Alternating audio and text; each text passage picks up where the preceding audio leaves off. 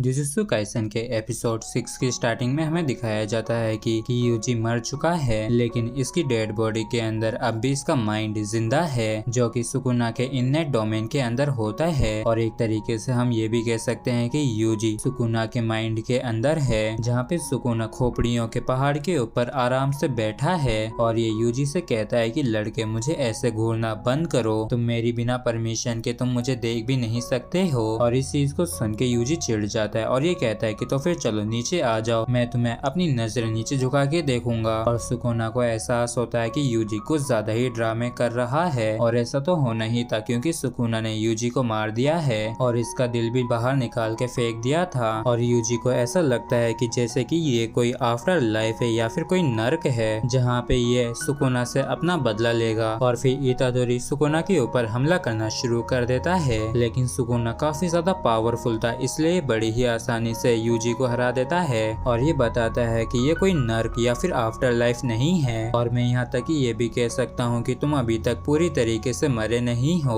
और अभी तुम मेरे दिमाग के अंदर हो, और अगर मैं चाहूँ तो मैं तुम्हें दोबारा से जिंदा कर सकता हूँ। तो फिर चलो हम एक डील करते हैं, जिसके बदले में मैं तुम्हारे दिल को हील कर दूंगा, लेकिन उसके बदले में बस तुम्हें सिर्फ 2 ही मेरी कंडीशंस को माननी होंगी। पहली कंडीशन ये है कि जब भी मैं तुम्हें एक्सटेंशन बोलूंगा तो तुम तुरंत ही अपनी बॉडी के ऊपर मुझे 1 मिनट के लिए कंट्रोल दे दोगे। और दूसरी कंडीशन ये है कि तुम पूरी तरीके से इस डील को भूल जाओगे जिंदा होने के बाद। और इस चीज को सुन के यूजी से कहता है कि मैं दोबारा से तुम्हें अपनी बॉडी का इस्तेमाल नहीं करने दूंगा और मैं तुम पे भरोसा भी कैसे कर सकता हूँ। तो सुकुना कहता है कि तो फिर ठीक है, मैं तुमसे वादा करता हूँ कि मैं उस 1 मिनट के दौरान मैं किसी को भी नुकसान नहीं पहुँचाऊंगा और ना ही किसी की जान लूंगा। लेकिन फिर भी यूजी को सुकुना के ऊपर बिल्कुल भी विश्वास नहीं होता है और ये सुकुना से कहता है कि तुम अपने इस बेकार से ऑफर को अपने पास ही रखो। तो सुकुना कहता है कि चिंता मत करो, अगर हम जुजुत्सु का इस्तेमाल करके कोई भी वादा या फिर सौदा करते हैं तो वो कभी भी टूट नहीं सकता है, लेकिन अगर ऐसा होता है तो उसकी सजा सुकुना को ही मिलेगी। ऐसा इसलिए क्योंकि यूजी ने सुकुना की पावर को इस्तेमाल करने की कोशिश की, वो भी बिना सुकुना की परमिशन के, लेकिन तब भी यूजी सुकुना की बातों में नहीं आता है और उल्टा उसी के मुंह पे पंच दे मारता है और कहता है कि अगर मैं जिंदा होऊंगा तो मैं बिना किसी शर्त के होऊंगा। और फिर ये दोनों डिसाइड करते हैं कि ये दोनों एक बैटल करेंगे और जो कोई भी उस बैटल को जीतेगा उसी की बात को माना जाएगा। और जैसे ही इन दोनों के बीच की ये बैटल शुरू होती है तो सुकुना तुरंत ही यूजी के सिर के 2 टुकड़े कर देता है, जबकि बाहर हमें गोजो का सीन दिखाया जाता है, जो कि अब भी यूजी की डेथ की वजह से काफी ज्यादा परेशान होता है और ये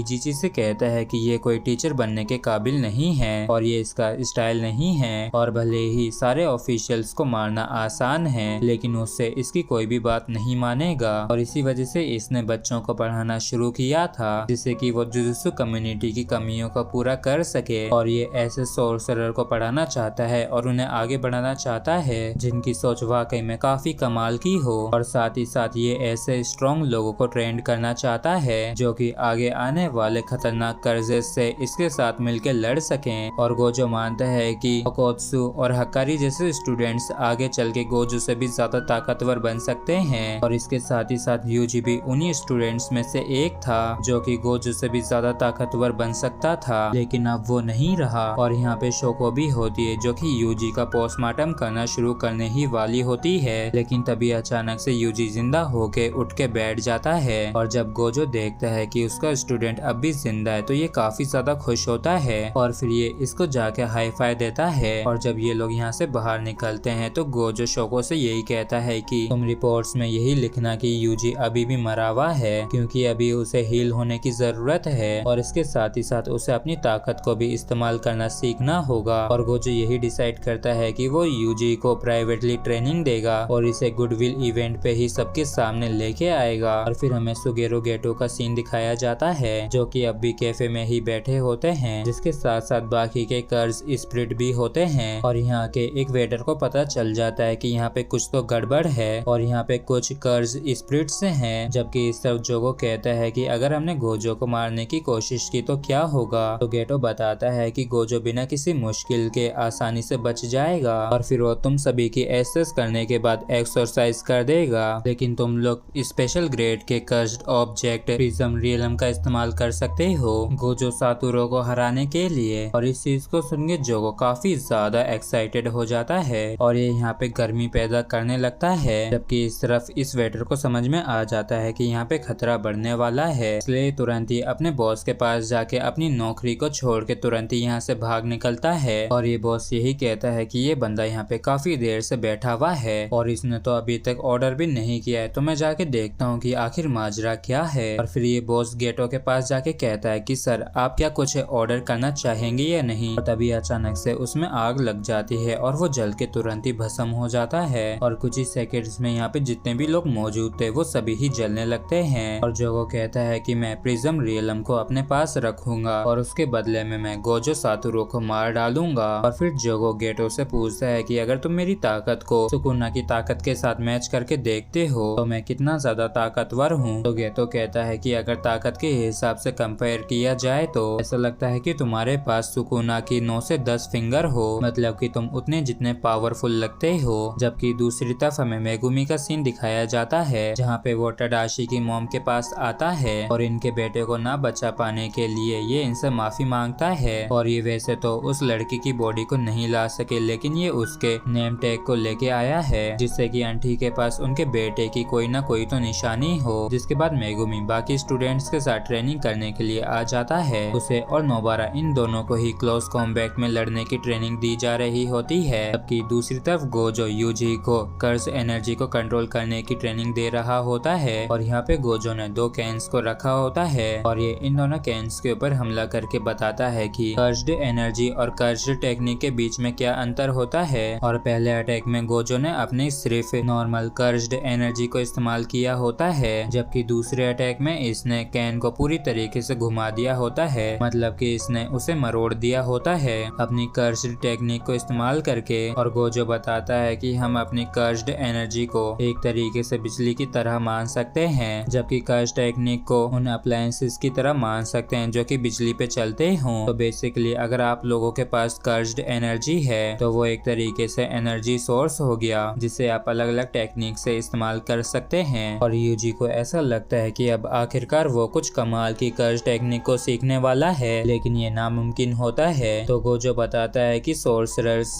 इन टेक्निक को लेके ही पैदा होते हैं, तो मतलब कि शुरुआत से ही उनके पास अपनी टेक्निक्स होती हैं। और इस चीज को सुन के यूजी काफी ज्यादा निराश हो जाता है कि गोजो तो 80% की बात कर रहा है, जबकि इस तरफ यूजी के पास तो 1% भी नहीं है। तो गोजो मन में कहता है कि भले ही यूजी के पास कोई टेक्निक नहीं है, लेकिन इसने जो सुकुना की फिंगर खा ली है तो ये सुकुना की टेक्निक्स को जरूर सीख सकता है, लेकिन उसके लिए इसे थोड़ा समय लगेगा। और गोजो बताता है कि तुम क्लोज कॉम्बैट के अंदर काफी ज्यादा बेहतर हो और वाकई में तुम काफी अच्छा भी लड़ते हो, और अगर तुम अपनी कर्ज्ड एनर्जी को इस्तेमाल करोगे जैसा कि तुमने पहले किया था अपने फिस्ट के द्वारा तो तुम जरूर कामयाब होगे। यूजी को यही याद आता है कि पहले जब वो स्पेशल ग्रेड के कर्ज स्पिरिट से लड़ रहा था तब उसने अपनी नेगेटिव इमोशंस को इकट्ठा करके अपने हाथ के अंदर कर्ज एनर्जी को इकट्ठा किया था। लेकिन जब गोजो कहता है कि तुम अपनी कर्ज एनर्जी को इस्तेमाल करके मेरे हाथ के ऊपर पंच करो तो यूजी कर्ज एनर्जी को बाहर लेके नहीं आ पाता है। तो गोजो कहता है कि सोर्सरर को अपने नेगेटिव इमोशंस पे कंट्रोल करना आना चाहिए जिससे कि वो अपनी कर्ज्ड एनर्जी को बर्बाद ना करें। और यूजी को ये सिखाने के लिए गोजो कहता है कि तुम यहीं पे बैठो और यहाँ पे हर प्रकार की घटिया से घटिया मूवी है और ये भी एक तरीके से तुम्हारी ट्रेनिंग का एक हिस्सा है जिससे कि यूजी अपनी कर्ज एनर्जी के ऊपर कंट्रोल करना सीखे। और गोजो यूजी को प्रिंसिपल की एक डॉल भी देता है जिसे यूजी को अपने पास रखना है मूवीज को देखते समय, और उस डॉल के अंदर उसे लगातार कर्ज्ड एनर्जी को डालते रहना है। लेकिन अगर यूजी ऐसा नहीं कर पाता है तो वो डॉल यूजी के ऊपर अटैक करना शुरू कर देगा। और इतनी सारी मूवीज को दिखाने का यही मकसद है कि यूजी अपने सारे इमोशंस पे कंट्रोल करे और उन्हें बाहर निकाले। और साथ ही साथ इसका लक्ष्य ये भी है कि इसे अपनी कर्ज्ड एनर्जी लगातार उस डॉल के अंदर भेजते रहना है और धीरे धीरे करके इसके लेवल को बढ़ाया जाएगा। और फिर हमें वापस से स्कूल का सीन दिखाया जाता है जहाँ पे मेगुमी कर्ज टेक्निक के साथ साथ वेपन को इस्तेमाल करने के बारे में बात करता है। और फिर इससे पहले वाली बात याद आती है जब सुकुना ने इससे कहा था कि तुमने भाग के अपने टैलेंट को वेस्ट क्यों किया और तुम वहाँ से आखिर भागे क्यों थे। तो इससे मेगुमी को रियलाइज होता है कि वो अपने कर्ज टूल को अपनी परछाई के अंदर छिपा के रख सकता है जो कि काफी कमाल की टेक्निक है। जबकि दूसरी तरफ नोबारा अपने लिए एक नया ट्रैक सूट खरीदती है और यूजी अपनी मूवीज देखता रहता रहता है और जब ये यहाँ पे सोडा पी रहा होता है तो थोड़ी सी देर के लिए इसका माइंड डाइवर्ट हो जाता है। तो वो डॉल इसके ऊपर पंच करने लगती है। तो गोजो इसे याद दिलाता है कि तुम्हें अपने फोकस को हटने देना नहीं है और गोजो को क्योटो जिजुत्सु हाई प्रिंसिपल से मिलने जाना होता है। और ये यहाँ से जाने से पहले यूजी से पूछता है कि क्या सुकुना ने तुम्हारे मरने के बाद तुमसे कोई बात वगैरह की थी क्या, कि कोई डील वगैरह या फिर कंडीशन के बारे में। तो यूजी कहता है कि हाँ कुछ ऐसी बात तो जरूर हुई थी लेकिन वो मुझे याद नहीं। फिर गोजो यहाँ से निकल जाता है और ये ईजीजी के साथ एक ही कार में क्योटो जा रहा होता है और ये लोग समय से पहले ही वहाँ पे पहुँचने वाले होते हैं। लेकिन तभी अचानक से गोजो को यहाँ पे थोड़ा अजीब सा लगता है, इसलिए ये गाड़ी से नीचे उतर जाता है और ये ईजीजी से कहता है कि तुम अकेले ही आगे जाओ। और जब गोजो अकेला